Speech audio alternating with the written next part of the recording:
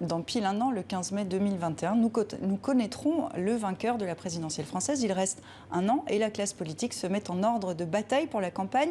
Emmanuel Macron est-il en train de tirer les ficelles? Question qu'on va se poser avec vous, Alexandre Devecchio. Bonsoir. Bonsoir. Vous êtes rédacteur en chef au quotidien français Le Figaro. Et merci également à vous d'être avec nous, Bruno Cotresse. Vous êtes politologue, chercheur rattaché au Centre de recherche politique de Sciences Po. La question de ce grand angle est Macron, alchimiste de la présidentielle de 2022.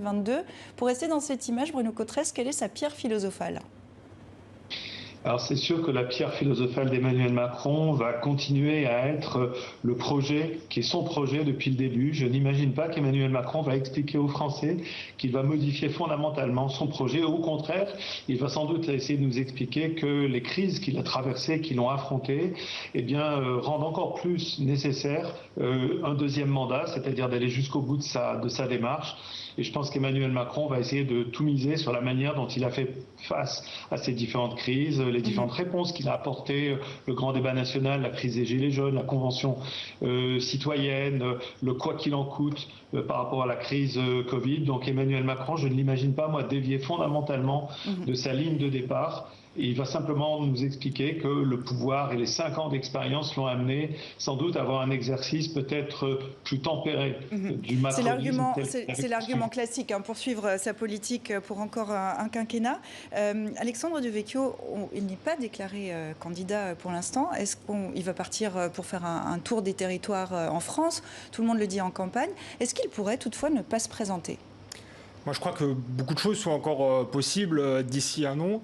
Qui aurait imaginé la crise des Gilets jaunes? Qui aurait imaginé la crise du Covid? On ne sait pas comment on va sortir de cette crise. À mon avis, la crise économique et sociale va être beaucoup plus dure une fois que la crise sanitaire sera retombée et qu'on sera sorti du quoi qu'il en coûte.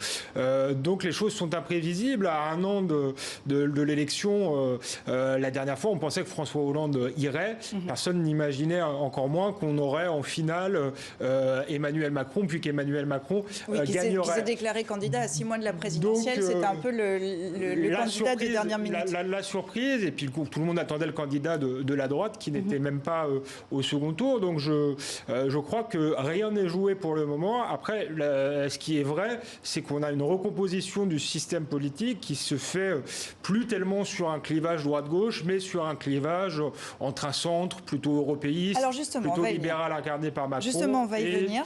Un parti qu'on peut qualifier de populiste, de souverainiste, d'identitaire, incarné par Marine Le Pen. On va y venir justement. En ce moment, c'est la tempête politique à droite à l'approche des régionales. En Provence-Alpes-Côte d'Azur, le président sortant, les Républicains, a rallié La République En Marche. Renaud Muselier a fusionné avec la liste de la majorité.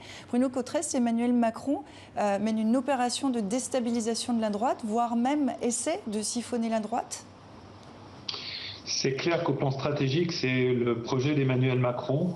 Il l'avait déjà mis en œuvre dès le début de son mandat en faisant venir au gouvernement et dans des postes absolument clés, Premier ministre, ministre de l'économie et des finances, ministre des comptes publics, des personnalités éminentes des Républicains. Donc là aussi, il est fidèle à sa ligne.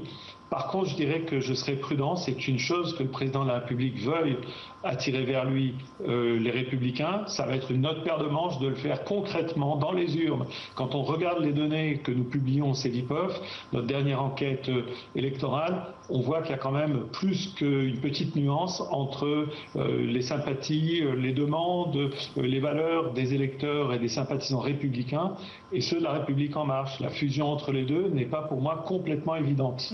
Est-ce qu'il y a une stratégie, Alexandre Devecchio, à essayer de faire monter, parce que là on parle de cette région où le Front National est assez important. Il y a une stratégie aussi dans les Hauts-de-France où le Rassemblement National est assez présent également. Est-ce qu'il essaie à la Mitterrand de faire monter l'extrême droite? Il se dit, je peux gagner contre eux.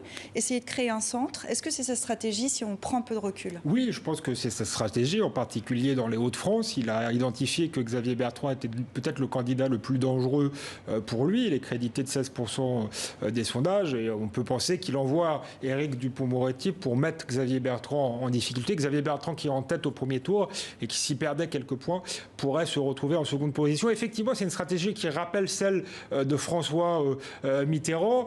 à ceci près qu'à l'époque, le Front National ne paraissait pas en mesure d'accéder au pouvoir. Je pense que c'est compliqué encore aujourd'hui, mais il sera sans doute au second tour et sans doute pas très loin des 50%. Et donc, c'est un pari qui est dangereux, en tout cas, qui est dangereux. Si on considère que le Front National est un parti démocratiquement dangereux, comme a l'air de le dire Emmanuel Macron, en tout cas, il est en train d'installer le Front National comme la seule alternative, la seule alternance possible. Donc, fatalement, à un moment ou à un autre, on peut considérer qu'il y aura un changement de cap politique et que ce parti arrivera au pouvoir. Est-ce que, après avoir tué la gauche, si vous me passez l'expression, Bruno Cotresse, il est maintenant en train de tuer la droite dans cette même logique stratégique ? Alors je le disais tout à l'heure, c'est sans aucun doute le projet d'Emmanuel Macron. Mais moi, j'ai regardé attentivement les données des enquêtes que nous produisons et j'ai trouvé quand même de très importantes différences. Si on prend par exemple le premier sujet de préoccupation aujourd'hui des sympathisants de La République En Marche, c'est la crise Covid et après c'est la question de l'environnement, du climat. Chez les sympathisants républicains, c'est la crise Covid, mais juste derrière, l'immigration, la délinquance, ce qui n'est pas le cas des sympathisants républicains. Quand on regarde le bilan qu'ils ont d'Emmanuel Macron, de son image, il y a aussi de très très fortes différences entre sympathisants et électeurs potentiels de La République En Marche et ceux des Républicains.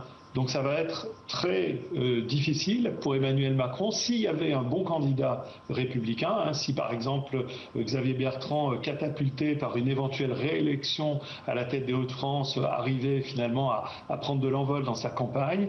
Il y a incontestablement un coup à jouer pour un bon candidat, les Républicains, en tout cas au minimum, de faire bonne figure aux yeux des sympathisants potentiels des Républicains.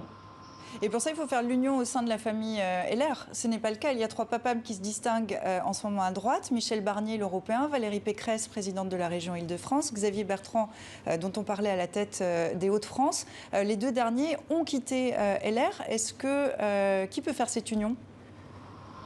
Alors c'est clair que ça va être la principale, on va dire, difficulté à résoudre pour le mouvement des Républicains en tant qu'organisation politique. Ça va être d'expliquer aux sympathisants, aux adhérents qui vont soutenir un candidat qui n'est pas membre du parti politique, ce qui dans la famille gaulliste ou néo-gaulliste française est toujours un peu compliqué. Par contre, je n'ai pas de doute que cette formation politique arrivera à se mettre en ordre de bataille derrière un candidat, une fois que les élections régionales, sans doute, auront déjà fait un certain tri. Est-ce que Michel Barnier, Alexandre Devecchio, qui est connu pour avoir négocié le Brexit, donc c'était quand même un gros morceau, est-ce que lui est en capacité de réunir la droite autour de sa personne ? Ça me paraît problématique parce qu'il est sur une ligne qui est extrêmement proche de celle d'Emmanuel Macron. Si on veut incarner la rupture avec Emmanuel Macron, il faut sans doute s'en démarquer et Michel Barnier est européiste comme Emmanuel Macron, libéral, donc je ne pense pas que ce soit le mieux placé pour incarner l'alternative. Ça pourrait être un bon Premier ministre d'Emmanuel Macron, je crois d'ailleurs que ça avait été envisagé. Non, ce qui est intéressant, c'est que je crois que je vous parlais de recomposition politique et je pense que dans les autres pays européens, une droite identitaire et populiste, entre guillemets, est arrivée au pouvoir. En France, l'équation est plus compliquée parce que justement les Républicains ne se sont pas reconfigurés sur cette ligne-là. Ils restent divisés justement entre une ligne qui est plus proche d'Emmanuel Macron et une ligne qui serait plus proche de Marine Le Pen. Et l'existence du Rassemblement national complique la chose puisqu'effectivement, je vous le disais, les populistes en réalité dans les autres pays européens ou occidentaux ont pris des partis de gouvernement. Or, le Rassemblement national n'est pas jusqu'alors un parti de rassemblement de gouvernement. Vous, Bruno Cotresse, vous écriviez récemment que les droites européennes qui résistent sont celles qui parviennent à convaincre de leur bonne gestion économique, comme en Allemagne, ou alors celles qui assument une dimension populiste à la hongroise. Comment doit se positionner la droite française pour gagner dans un an ? Je pense que sans aucun doute, un des thèmes importants, ça va être la méthode de gouvernement, c'est-à-dire d'expliquer qu'on peut réformer la France, parce que le cœur de l'électorat de droite est toujours sensible au triptyque moins d'impôts, moins de fonctionnaires, moins de dette publique, et sans aucun doute aussi beaucoup sensible à la question de la sécurité, de la délinquance, de l'immigration. Donc expliquer qu'on peut conduire un changement sans pour autant recommencer une nouvelle séquence en France. On a eu la crise des Gilets jaunes, je pense que l'ensemble des Français a été extrêmement marqué par cette crise. Et j'ai un sérieux doute sur le fait qu'un candidat pourrait nous expliquer qu'en 2022, on va repartir sur un cycle de réformes qui vont à nouveau mettre des gens dans la rue. Donc c'est ça la difficulté, arriver à expliquer pour un candidat de droite qu'on peut réformer la France, mais sans pour autant brutaliser la France. Donc ça va être un peu la mission du candidat des Républicains. Et puis il y a aussi une dimension qui va être extrêmement importante, qui va être quel regard porte ce candidat sur Emmanuel Macron, sur le bilan d'Emmanuel Macron. Est-ce que tout est à jeter? Est-ce qu'il va falloir s'opposer frontalement à Emmanuel Macron pour la campagne électorale? Ou est-ce que le candidat des Républicains va nous dire il y a aussi des choses intéressantes dans ce que Emmanuel Macron a voulu faire? Et je pense que ça va être une dimension tout à fait essentielle. La personnalité d'Emmanuel Macron a beaucoup intéressé les Français et je doute qu'on pourra sérieusement faire campagne en disant qu'on peut tout simplement passer un coup d'ardoise magique sur ce qu'a voulu être Emmanuel Macron. Pour conclure, Alexandre Devecchio, dans un sondage paru récemment, la lutte contre l'insécurité apparaissait comme un des thèmes de campagne qui semblait se dégager. La santé aussi, dans les préoccupations prioritaires, c'est l'effet pandémie. Quel risque, pour conclure vraiment d'un mot, que la crise sanitaire soit gérée maintenant sur des critères électoralistes ? J'ai envie de dire, cette crise sanitaire, elle ne peut pas de toute manière être gérée que sur des critères sanitaires. Il y a de la politique qui rentre en ligne de compte, donc je ne sais pas si elle est électoraliste, mais il faut qu'elle soit gérée de manière politique. Voilà, elle peut avoir une influence sur la présidentielle parce qu'il peut y avoir le scénario d'un effondrement d'Emmanuel Macron. Et je dirais que pour la droite, en fait, elle va miser sur un effondrement, que ce soit celui de Marine Le Pen ou celui d'Emmanuel Macron. Et là, on aura peut-être le profil du candidat de la droite, soit un candidat de substitution à Emmanuel Macron, ça pourrait être Édouard Philippe, soit si c'est Marine Le Pen qui s'effondre, ça pourrait être Laurent Wauquiez à droite. Mais effectivement, ils vont être dépendants finalement de leur... Comme ils ne se sont pas reconfigurés idéologiquement, ils vont être dépendants de leurs adversaires. Et il reste un an, donc on va suivre tout ça de très près. Merci beaucoup Alexandre Devecchio, merci à vous Bruno Cotresse d'avoir été dans 64 minutes.